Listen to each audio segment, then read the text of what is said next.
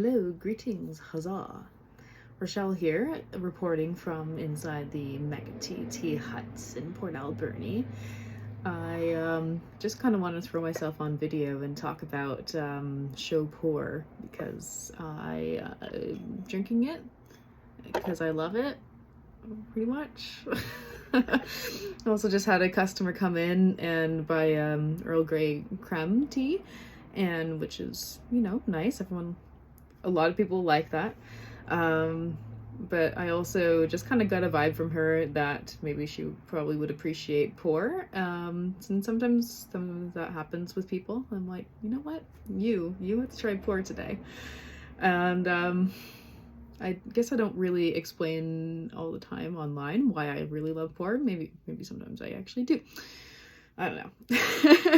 I'm gonna just show you inside this little gaiwan here. This is some Shou Puerh from 2021. So it's only about a year, and I guess we're getting closer to 2 years now aged. And this one I call the Infinity Ox because the cake that the pour cake that I got it on, the wrapper has the image of like kind of two oxes that are like forming an infinity symbol together. So that's my Infinity Ox, which is 2021 was the year of the ox. This one is just a really distinctly comfy flavor. Shou Puerh is you know, it's known as being artificially aged. So it's kind of gone through a fermentation process where it's been given some heat and then cool down, and steam and heat and cool down. So it results a lot darker in the way that the raw pour would end up looking over many years of aging.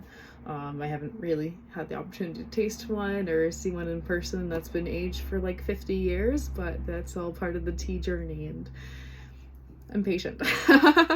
But Shou Puerh is definitely a very accessible style of tea because it's has a lot of that smoothness that is desirable in an aged tea. And it's just has such like a lovely dark color to it. So that is my steep there. I'm trying to show you without actually spilling it.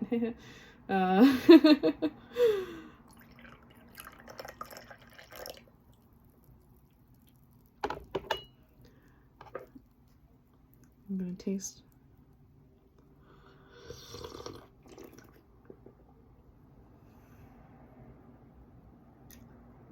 It's such a good, comfortable feeling to it. You know, it kind of might be sort of chocolatey. It's not exactly chocolate, but really distinctly delicious. And yeah, comfy is like one of the best words I think to use for it.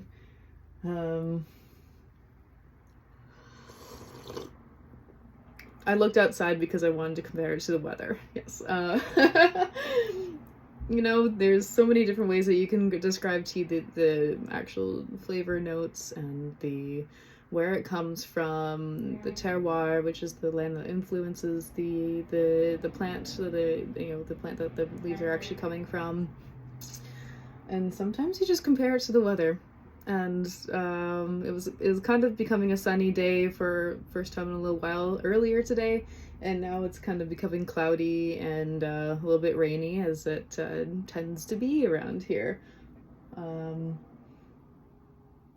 So it's kind of like so what I'm thinking is it's like the comfy tea that you enjoy when it's getting cloudy and rainy and you just feel good and cozied up next to a campfire or a wood stove. I've had many experiences just like that, so that's my comparison.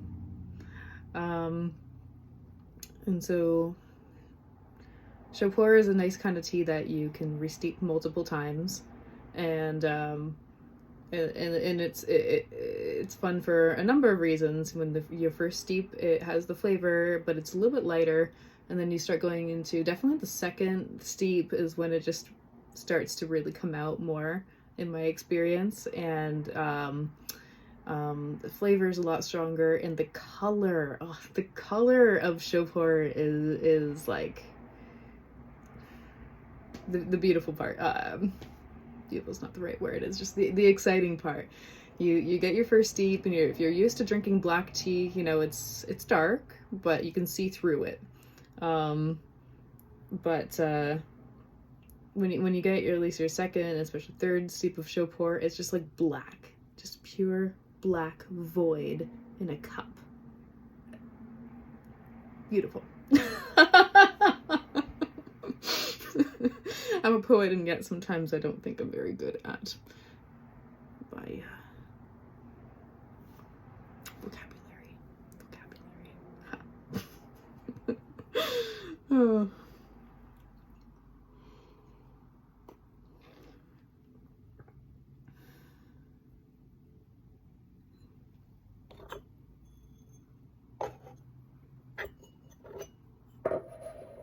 I'm gonna take out a little bit and just put it in my hand. It's just a thick, like a thick syrup. That's what Shou Puerh ends up being. And the leaves, you kind of get to see them. I don't know if it's going to focus very well here.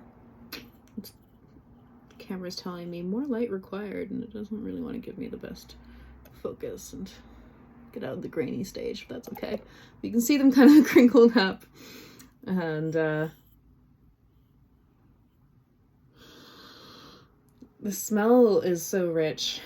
The smell of it goes through my nostrils, it fills my chest, and it's so soothing. It's just so soothing. And I want to smell it, and I want to talk and describe it and be peppy, but at the same time, what really happens is meditation, relaxation.